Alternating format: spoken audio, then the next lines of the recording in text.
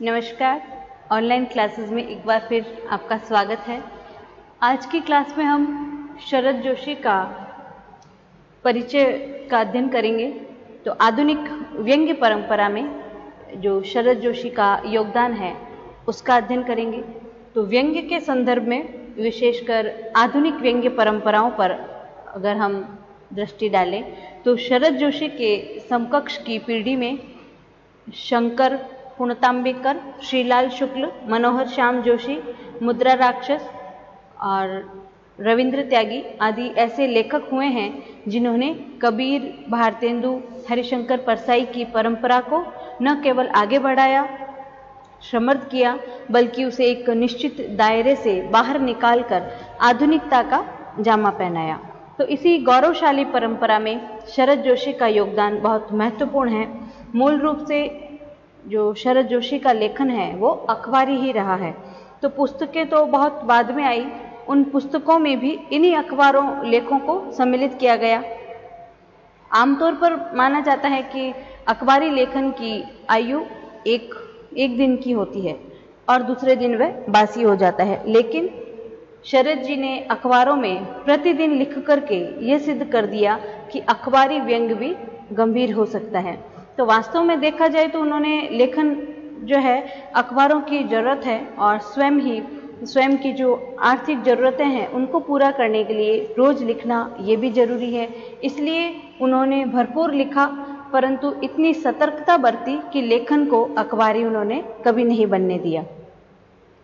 तो आधुनिक व्यंग्य परंपरा में शरद जी का नाम इसलिए भी उल्लेखनीय है कि उन्होंने कभी भी व्यंग्य को एक लीक से बांधकर नहीं लिखा, बल्कि नित्य नई शैली, नया शिल्प, नई भाषा, नए कथ्य का प्रयोग उन्होंने किया।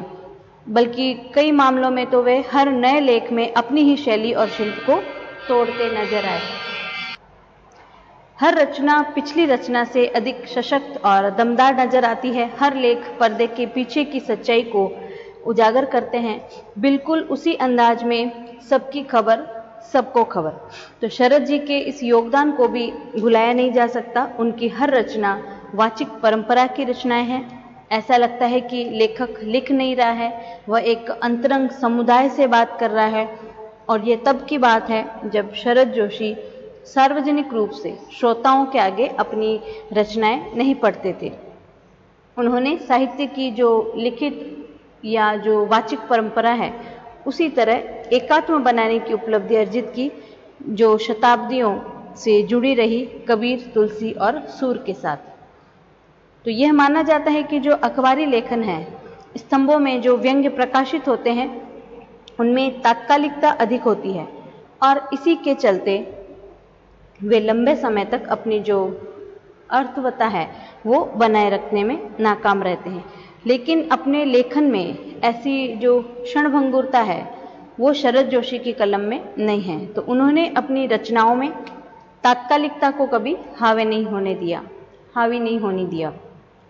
तो विषय भले ही तात्कालिक रहे हो, किसी घटना या खबर से वह विषय जुड़ा हुआ हो, लेकिन वे उसे एक दीर्घकालिक या सार्वकालिक सत्य के रूप में सबके सामने रखते हैं। बल्कि यह कहना चाहिए कि जो छोटी सी या घटना या खबर है उसको आधार बना करके शरद जोशी जी ने जो लिखा उससे वह घटना या खबर चर्चित हो गई। तो उस घटना को शरद जोशी ने अमर बना दिया।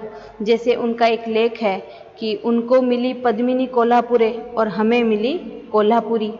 तो इस घटना के जरिए शरद जी ने प्रिंस चार्ल्स जो है उनके भारत आने पर पद्मिनी कोल्हापुरे द्वारा उनको स्वागत किए जाना, उस घटना का आधार मान करके उन्होंने एक व्यंग्य लिखा।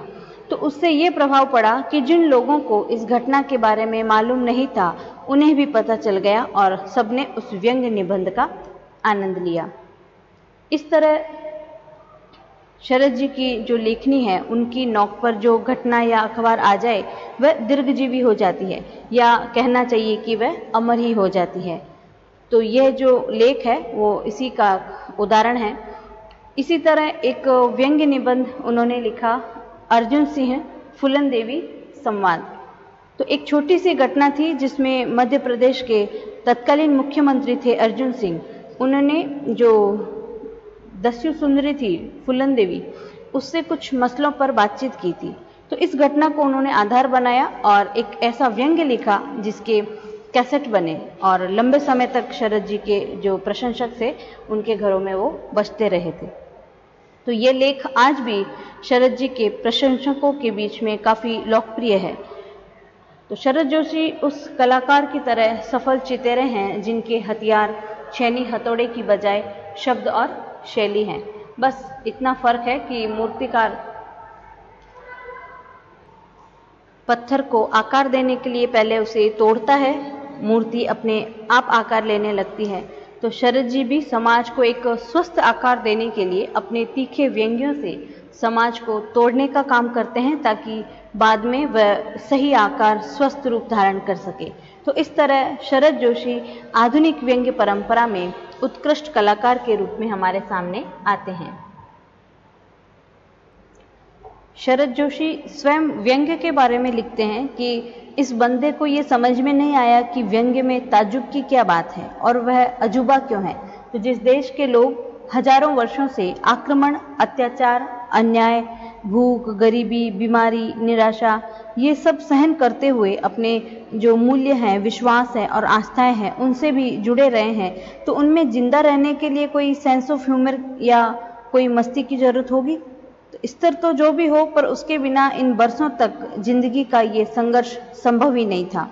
अब यदि उन्हीं मूल्यों, विश्वासों और आस्थाओं से जुड़ा साहित्य सामान्य जिंदगी से भी जुड़ा हुआ है तो वह सेंस ऑफ ह्यूमर साहित्य में आएगा ही, जो अन्याय, अत्याचार और निराशा के विरुद्ध होने से व्यंग्य में अभियुक्त होता है। तो इस तरह व्यंग्य पहचान है कि साहित्य कष्ट सहती सामान्य जिंदगी के करीब है या जुड़ा है। नहीं हो सका तो गड़बड़ है। जो ऊपरी तौर से व्यंग्य से बचने और कतराने का पोज लेते हैं, उनकी रचनाएं भी कई बार जाने अनजाने सशक्त व्यंग्य रचना बन जाती है। तो ये सहज है और ये सच होना भी चाहिए। तो हिंदी जब सामान्य जबकि भाषाई रंग और मस्ती में रहेगी तो व्यंग्य अधिक लिखा जाएगा। तो जब प्रयोगवाद और नई कविता के शीर्षक के अंतर्गत कविता अपनी रूढ़ अभिव्यंजना, शब्द और दृश्य के जो परंपरागत दायरे हैं उनको तोड़ने की कोशिश करती है, तब समीक्षकों की समझ में आ जाता है कि क्या हो रहा है। पर जब वे किसी ऐसी ही मगर जीवन व समाज से ज़्यादा गहरे अर्थ में जुड़ी सार्थक होकर के सहज गद्य के रूप में उनको देखते हैं, तो उसी समीक्षक को लगता है कि ये छिछला है या हास्य है, सस्ती लोकप्रियता है। क्यों? क्योंकि उनसे पूर्ववर्ती जो हैं लेखक, उन्होंने कहा था कि बेटा गरिमा बनाए रखना है तो हास्य व्यंग्य से दूर रहना। तो अफसोस ये है कि कतिपय जो कॉम्प्लेक्सेस से ग्रस्त जो हिंदी साहित्य है उसने अपना मिजाज तय कर लिया और छोटी मोटी संकीर्णताओं को भी सम्मान की मुद्रा बना दिया। तो यह अंदाज एकदम टूटना मुश्किल है, जिसे कायम रखने में अनेक लोग विश्वविद्यालय और संस्थान से जुटे हुए हों, उसे मुट्ठी भर व्यंग्य क्या तोड़ पाएंगे। तो शरद जोशी के साहित्य में हम समग्र व्यंग्य की जो पड़ताल करते हैं तो कई बातें हमें दिखाई देती है कि भारतीय साहित्य की जो व्यंग्य विधा है उसको महत्वपूर्ण योगदान देने वालों की जो पंक्ति है उसमें शरद जोशी का नाम बहुत आदर और सम्मान के साथ लिया जाएगा। तो उन्होंने अपने व्यंग्य के माध्यम से जो ठेठ ऐसे मुद्दे उठाए जो आमतौर से लेखन में ओझिल ही रहते हैं, हालांकि वे सच्चे और वे परिस्थितियां आम सामान्य हुआ करती हैं, तो सहज रूप में हमारे आसपास बिखरी पड़ी होती हैं, लेकिन नज़रें पकड़ नहीं पाती है। तो शरद जी की निगाहें व्यंग्य साहित्य के मुक्त आकाश को देखती थी, लेकिन जमीन की पूरी पड़ताल भी करती थी।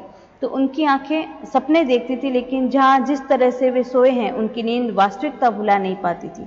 वे आम आदमी की जमीन, मूलधारा और स्थितियों, इन सबको वो शब्द प्रदान करते हैं।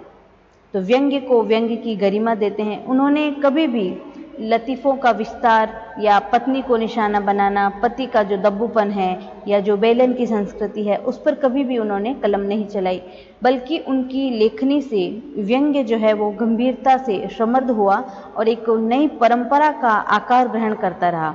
तो उन्होंने हर विषय को ऑपरेट किया और हर मुद्दे की चीरफाड़ की, हर पाखंड का उन्होंने पोस्टमार्टम तक कर दिया। लेकिन उनके व्यंग्यों की ये विशेषता हम कहेंगे कि उन्होंने अपनी कलम के जरिए किसी का दिल कभी नहीं तोड़ा, ठीक है। और उनकी जो लेखनी है वो एक जिम्मेदार लेखनी थी, उसमें देश, समाज और व्यक्ति की जो मानवीय संवेदनाएं हैं उनका स्पंदन था। तो वे भोगे हुए यथार्थ से गुजर करके रचना लिखते थे। तो चीज़ों को देखने का, परखने का, विश्लेषण करने का उनका एक अपना तरीका था। उस विश्लेषण को व्यंग्य के रूप में उन्होंने ढाला और यह भी एक उनकी कला कही जाती है। तो हिंदी साहित्य को व्यंग्य की अपेक्षा के बिंदु से उठा करके उसे एक समृद्ध विधा बनाने में उनकी खासी भूमिका है। और उन्होंने अपने 40 वर्षों के लेखन में व्यंग्य की जो कथात्मक शैली है उसको विस्तार से न केवल धनी किया बल्कि उसको प्रमाणित भी किया। और इसमें उन्होंने नए प्रतीक बिंबों का प्रयोग किया। व्यंग्य लेखन जैसे जैसे फलता फूलता जा रहा है वैसे वैसे उसमें नए अंदाज और बिंब भी आ जाते हैं। तो पश्चिम में जो व्यंग्य लिखने की एक परंपरा है वो एक अखंडित परंपरा थी। तो इसी व्यंग्य साहित्य ने अपनी जो संपूर्ण विकास यात्रा है उसको अपने आप को विभिन्न रूप से सजाया। और लेकिन जो हिंदी में व्यंग्य लेखन का जो उभार है वो भारतेंदु युग में दिखता है और उसके बाद में थोड़ा धीमा पड़ जाता है। तो आज़ादी के बाद व्यंग्य को इतनी अधिक खुराक मिली कि वह एक नए तेवर के साथ कूद पड़ी और आज अपनी एक नई पहचान बनाने में कामयाब रही। तो शरद जोशी ने यही महत्वपूर्ण कार्य किया था। तो हिंदी में भी व्यंग्य की जो प्रतिष्ठा है इसलिए बढ़ रही है और मांग भी बढ़ती जा रही है इसकी। तो ये स्वाभाविक भी लगता है क्योंकि समाज में जो विसंगतियां हैं, विद्रूपताएं हैं, उनके साथ साथ जो व्यंग्य की प्रासंगिकता है उसका बढ़ना एक अच्छा लक्षण भी दिखाई देता है। तो इसका कारण यह है कि समाज और राजनीति में शोषण और अत्याचार और अन्याय इतना बढ़ गया है कि जीवन मूल्यों का इतनी तेजी से ह्रास होता जा रहा है, विघटन होता जा रहा है। तो कोई भी जागरूक या जो संवेदनशील रचनाकार है वो चुप नहीं रह सकता। तो शरद जोशी ने भी मूल रूप से अपनी रचनाओं के माध्यम से यही किया। जो विसंगतियां हैं उन पर उन्होंने चोट की, व्यंग्य किया। तो वे उन पर चोट करना अपना धर्म समझते हैं। तो उनके लेखन की जो विषय वस्तु है इसी तरह की है और जो अव्यवस्था है, जो आक्रोश उत्पन्न होता है वह तीखी प्रतिक्रिया के रूप में सामने आता है। तो जो उनकी पीड़ा है वो दूतावासों के चक्कर शीर्षक से उन्होंने एक लेख लिखा था। उसमें उन्होंने लिखा कि हमारा सारा राष्ट्रीय स्वाभिमान किसी भी विदेशी दूतावास के दरवाजे पर पहुंच एकाएक पिघलने लगता है। अंदर से विस्की, शैंपेन और वोडकाओं की नाना प्रकार की गंध आती है। विदेशी सिगरेटों और चुर्टों की जो कल्पना है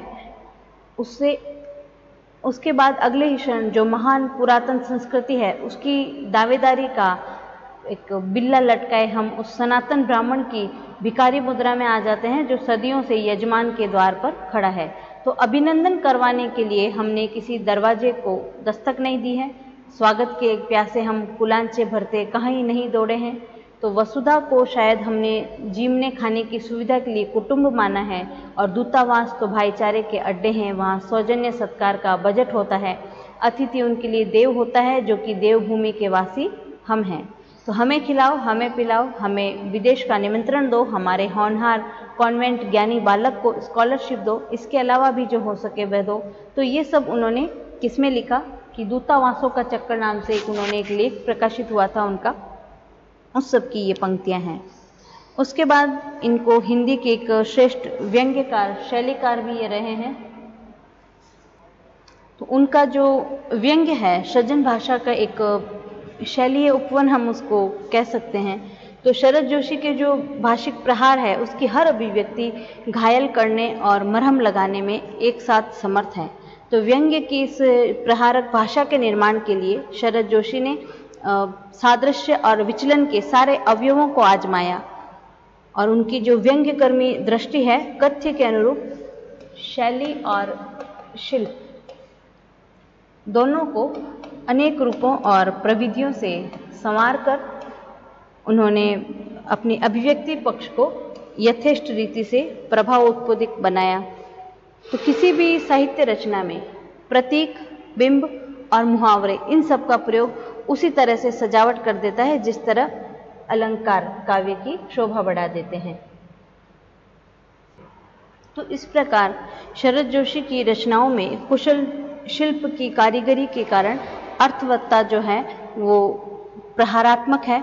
शरद जोशी की जो रचनाएं हैं उनमें जो परिहासात्मकता है वह रचनाकार का नियंत्रण उस पर नजर आता है। तो इन्होंने अपनी शिल्प प्रिय जो परिहासात्मकता है उसके आधार पर उपहास और व्यंग्य से हिंदी साहित्य को समृद्ध किया। तो व्यंग्य साहित्य को शिल्प की दृष्टि से शिखर स्थान देने वाले व्यंग्य शिल्पकार के रूप में शरद जोशी को याद किया जाता है। तो शरद जोशी का जो लिखने की जो मूल आक्रोश है वो आक्रोश की उपज कही जा सकता है। तो उन्होंने बचपन में अपने पिताजी की रोडवेज की नौकरी देखी, वहाँ जो भ्रष्टाचार देखा वही कालांतर में उनके लेखन का महत्वपूर्ण हिस्सा बना। तो शरद जोशी का जो स्वभाव था कि वे जहाँ भी जिसके प्रति भी अन्याय होते देखते उसके बारे में तुरंत लिख देते। तो भले ही उस पक्ष से उनका कोई सरोकार ही नहीं है, लेकिन शरद जी ने बिना किसी पक्षपात के उस पर निर्भय होकर के लेखनी चलाई। तो शरद जी की बड़ी बहन शारदा है, उन्होंने भी लिखा कि बापूजी का दफ्तर घर के आगे के भाग में था। शरद के मन में अनजाने ही बाबूजी की परेशानियां परत दर परत जमती गई। तो गरीबी, बीमारी, अभाव और आम आदमी के जो कष्ट थे जिन्हें वे लंबे समय से मूक दृष्टि से देखते थे उसके भागीदार भी वे थे। तो कार्यालय की जो दुरावस्था है, अफसरशाही है, भ्रष्ट व्यवस्था है, उसके प्रति तीखा आक्रोश बचपन से ही उनके बाल मन में घर कर गया था। और उनके पिताजी का जो दृढ़ व्यक्तित्व है, सहनशीलता है, उसकी समझ में कभी नहीं आती थी। तो इसलिए मन ही मन में वे पिताजी का बहुत आदर करता था, उन्हें प्यार करता था। पाँव की आवाज़।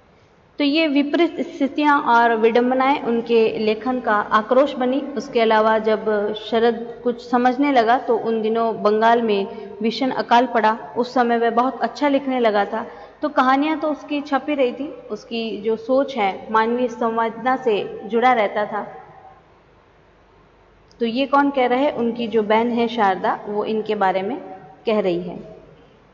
उसके बाद साहित्य की जो विधाएं हैं उसमें से किसी एक के भीतर घुस करके उसे अपने मनोनुकूल तोड़ मरोड़ करके उसकी संरचना को हास्यास्पद बना करके उसके भीतर अपने लक्ष्य पर आघात करता है। तो व्यंग्यकार कहानी कहने का अच्छा खासा ढोंग रचेगा और उसके लिए कहानी का एक फॉर्म ओढ़ेगा और देश काल के मुताबिक जो पात्र हैं उनको गढ़ने का स्वांग भी रचेगा। तो पाठकों पर ये रुआब छोड़ता है कि जैसे सचमुच ये घटना घटित हुई है, लेकिन उसकी दिलचस्पी कहानी कहने में कभी नहीं होगी। तो वह सिर्फ उसका एक माध्यम बनेगा और धीरे धीरे कहानी गायब हो जाती है और खींच काटे रह जाता है कौन? व्यंग्य। तो जैसे बगैर किसी आधार के चित्र नहीं बना पाते, वैसे ही व्यंग्य भी अपने को रूपायित करने के लिए कहानी, उपन्यास या निबंध का सहारा लेता है।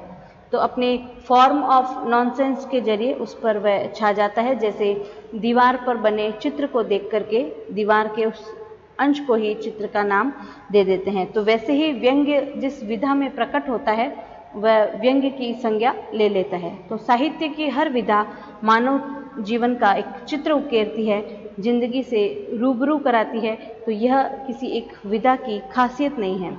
तो व्यंग्य की जो सभी विधाएं हैं उसमें व्यक्त होने की क्षमता, जो व्यंग्य है वो सभी विधाओं में व्यक्त होने की क्षमता रखता है, पर उसका ये अर्थ नहीं है कि उसका अपना कोई वजूद नहीं है। तो सच तो यह है कि उसकी जो स्पिरिट होती है वो तमाम जो शक्ल है उसमें अभिव्यक्त हो जाती है और एक अलग ही चेहरा उसका बन जाता है। तो जब हम शरद जोशी के साहित्य का विवेचन करते हैं तो पता चलता है कि उनकी जो रचनाएं हैं प्रतिबद्ध किस्म की जो आक्रामकता है और विपुल जो शैली के प्रयोग हैं उनके बावजूद विसंगतियों के साथ अर्थपूर्ण न्याय वो करती है। तो उन्होंने वर्तमान समाज, राष्ट्रीय, साहित्यिक और राजनीतिक जीवन में पैदा होने वाली जो बुराइयां हैं उनका सहज रूप से, निस्वार्थ रूप से शब्दांकन किया। तो राजनीतिक और सरकारी तंत्र में भ्रष्टाचार से लेकर के लेखन और साहित्य के क्षेत्र में जो गुटबाजी है उस पर उन्होंने चोट की। तो शरद जोशी का जो लेख है देश गांधी मार्ग पर चल रहा है, उसमें कितनी बेबाकी से उन्होंने तीखा व्यंग्य किया। उसका एक उदाहरण हम देखेंगे कि उसका एक नमूना आज़ादी के बाद देश की हर नगर पालिका और हर नगर निगम ने अपने शहर की एक सड़क का नाम महात्मा गांधी मार्ग रख दिया। तो इससे सुविधा ये हो गई कि शहर के नेता जब अपने भाषण में कहते कि देश महात्मा गांधी मार्ग पर चल रहा है तो गलत नहीं कहते हैं, वास्तव में वो मार्ग पर ही चल रहा है। तो वाकई चल रहा है। तो आप चाहें तो सारे शहरों के महात्मा गांधी मार्गों की लंबाई जोड़ यह बता भी सकते हैं कि हमारा देश महात्मा गांधी के मार्ग पर कितने किलोमीटर रोज चलता है। तो सरकार को करना चाहिए कि Bombay Agra road, grand trunk road, इन सब का नाम बदल करके महात्मा गांधी रोड रख दे, ताकि हम सब गर्व से संसार को ये बता पाएं कि भारत की जनता ही नहीं, हमारे जो ऑटो, ट्रक, रिक्शा है ये सब भी महात्मा गांधी के मार्ग पर चल रहे हैं। ठीक है। तो आज की क्लास में हमने जो शरद जोशी